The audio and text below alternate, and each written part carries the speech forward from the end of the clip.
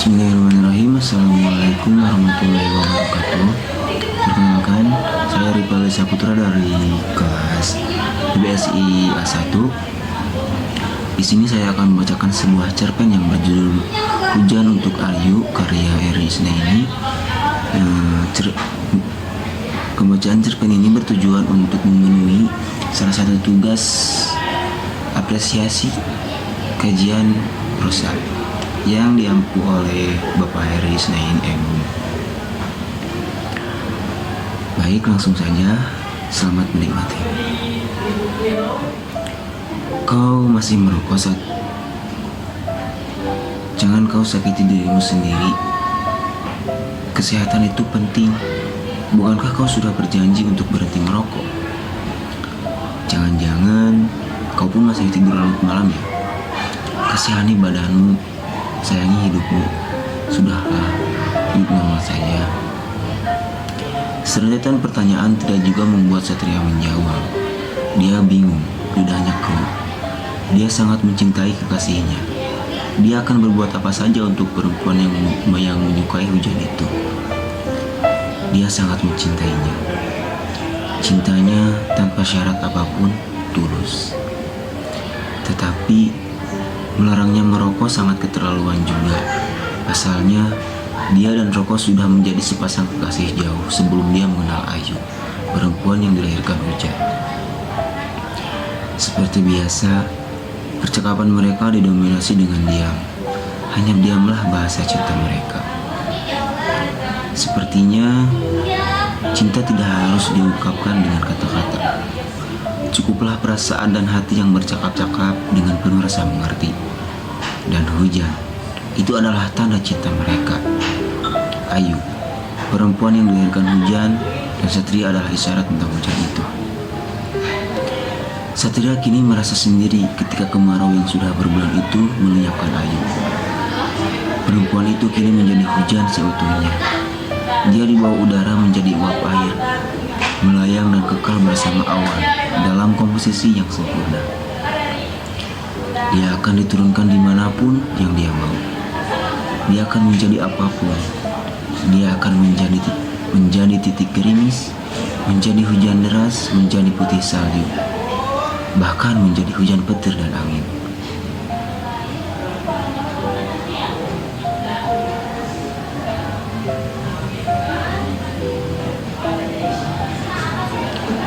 Ayu sudah pergi bersama hujan, meninggalkan Satria dengan penyakit paru-parunya yang parah.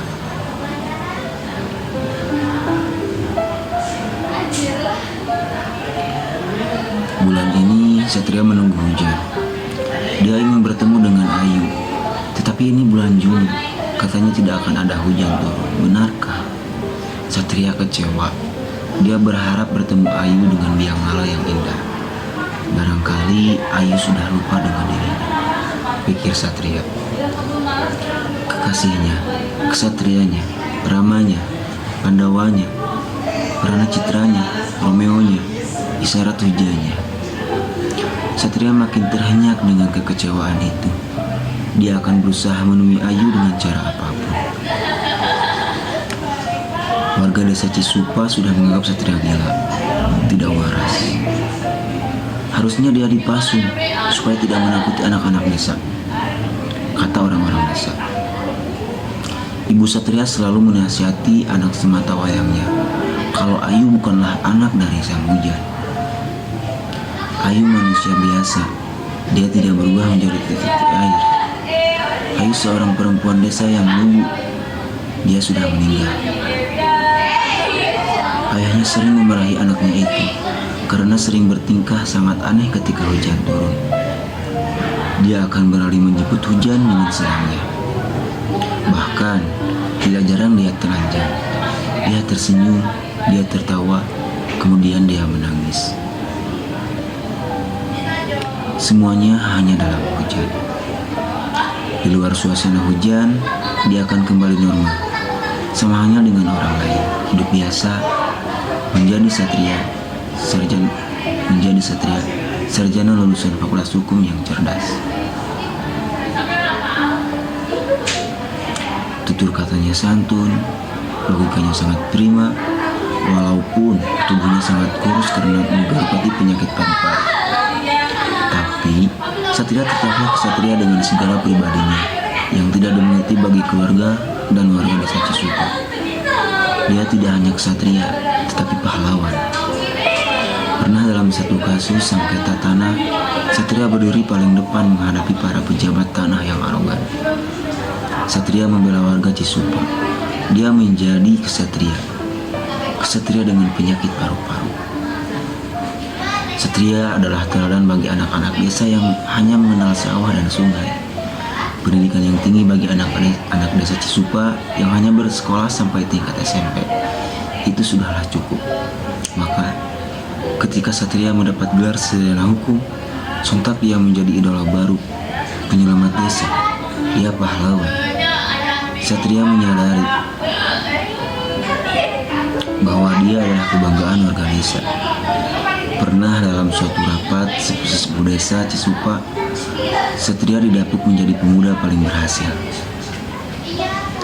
Orang tua yang memiliki anak gadis berlomba-lomba menjodohkan anak gadisnya untuk beristri Satria. Satria hanya mencintai Ayu, Bu. Biarkan saja gosip itu beredar. Satria akan tetap menunggu Ayu, ungkap Satria pada suatu waktu. Ayu adalah anak perawan Pak Hamid, pensiunan tentara yang kini lebih tenang bekerja sebagai petani. Banyak gosip miring tentang Pak Hamid. Konon, Pak Hamid adalah tentara yang desersi. Dia kabur dari medan peperangan, atau bahkan ada gosip yang lebih dahsyat lagi perihal Pak Hamid yang tinggal di desa Cisupa berdua dengan Ayu saja. Pak Hamid itu bukan pensiunan tentara loh. Lah, posturnya saja pendek. Mana ada tentara pendek begitu, ya kan? Begitu banyak cerita mengenai keluarga Pak Hamid. Dan tentu saja Ayu yang katanya adalah anak jadah, anak haram, anak di luar pernikahan. Anggapan miring itu seringkali tidak dianggap apa-apa oleh Satria. Dia bergeming. Cintanya pada Ayu tidak bisa disubstitusi dengan apapun. Mengenai kapan dan bagaimana Satria ketemu Ayu, inilah takdir dari Tuhan Maha Baik. Tuhan mempertemukan mereka di bawah rintik hujan. Ayu sangat mencintai hujan. Semua warga Cisupa mengetahui itu. Apabila hujan tiba, maka sudah dapat dipastikan Ayu akan dapat dengan gembira berada di bawah rintiknya. Ayu akan lama-lama berada dalam basahnya hujan. Ayu memang perempuan yang dilahirkan hujan. Mungkin itulah julukan warga desa Cisupa. Karena dilihat dari asal-usul Ayu yang tidak jelas, dia tidak pernah mengenal sosok ibunya. Konon, ibunya adalah bidadari yang mandi di sebuah telaga. Kemudian Pak Hamid, ayah Ayu, mengambil selendang bidadari tersebut. Untuk itu, mereka mengikat janji menikah sebagai suami istri hingga Ayu lahir. Setelah itu, bidadari itu kembali melesat ke kahyangan, kembali menjadi hujan. Satria tidak gila, Bu, ucapnya ketika sang ibu berlinang air mata sambil sesekali mengusap kepalanya anaknya itu. Satria sedang menjemput Ayu, Bu. Suatu hari nanti, Satria juga akan berubah menjadi hujan. Begitu yang dikatakan Satria kepada ibunya, yang memang sangat mencintai anaknya tersebut. Anaknya yang dulu sangat dieluk-elukan sebagai pelita dalam keluarga, sosok Satrio Pininggi, sang pembawa kebahagiaan dan pahlawan dalam keluarga. Konon itulah salah satu alasan mengapa ayah Satria menamakannya Muhammad Satria. Ayahnya membela mati-matian, menyekolahkan Satria sampai menjadi sarjana hukum, menjual sawah, menjual ternak, menjual hasil panen, sampai menggadaikan harga diri demi sekolah Satria. Dia ingin anaknya menjadi seorang sarjana. Ya, sarjana. Tanpa dia mengerti apa makna sarjana itu. Suatu hari, hujan lebat mengakibatkan banjir di desa Cisupa. Hujan berhari-hari membuat tanggul sungai jebol. Air menunggangi desa Cisupa. Baru kali ini desa itu banjir. Banjir hebat. Sebagian warga mengungsi di balai desa dan kecamatan. Akibat dari banjir itu, 5 orang hanyut dan belum diketahui nasibnya. Puluhan rumah terendam banjir. Puluhan anak-anak kehilangan harapan untuk bersekolah karena sekolah dasar satu-satunya yang berdiri di atas tanah bantaran sungai hanyut entah kemana. Sekolah itu hanyut tanpa bekas, tanpa jejak.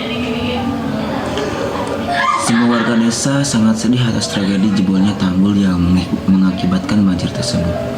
Akan tetapi, Satria sangat bahagia. Dia senang karena dalam benaknya ketika hujan terus-menerus turun, berarti Ayu mengunjungi dia. Saking bahagianya, Satria tertawa terbahak-bahak ketika salah satu korban banjir setelah 36 jam kejadian, dia menari, dia menyanyi, dia tertawa, dia berguling-guling. Warga desa Cisupa sudah habis rasa sabarnya. Dia menganggap Satria memang gila, hilang akal dan sinting. Bahkan saking marahnya Pak RT, hampir saja melayangkan balok bekas kaki kursi ke arah Satria. Maklumlah, korban yang baru ditemukan itu anak semata wayang Pak RT. Untung saja ribut-ribut itu dapat dilerai oleh warga yang masih memaklumi. Demi cintanya pada Ayu, Satria mampu menjadi apapun, menjadi siapapun. Hujan deras berhari-hari itu membuat Satria merasa bebas, melayang, trance.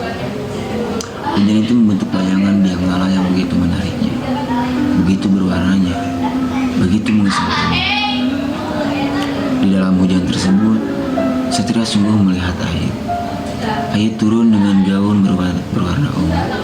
Dia turun melalui titik-titik hujan yang begitu indahnya. Turunnya teramat mempesona Satria. Alam mendadak berhenti berpusing. Dia mengambang di antara galaksi-galaksi yang mengalir. Biarpun hanya dalam pandangan seperti bunga yang kehilangan wangi dan layu demi menggugurkan kelopak-kelopaknya. Satria menari dengan kesadaran sang sufi dengan anggur kasih. Cintanya kepada Ayu membuatnya mabuk. Cintanya begitu parah. Hujan yang maha hebat membuatnya semakin bergairah. Dia bersemangat berputar-putar sambil mengadahkan kepala, menikmati setiap tetesan air yang mengguyur tubuhnya.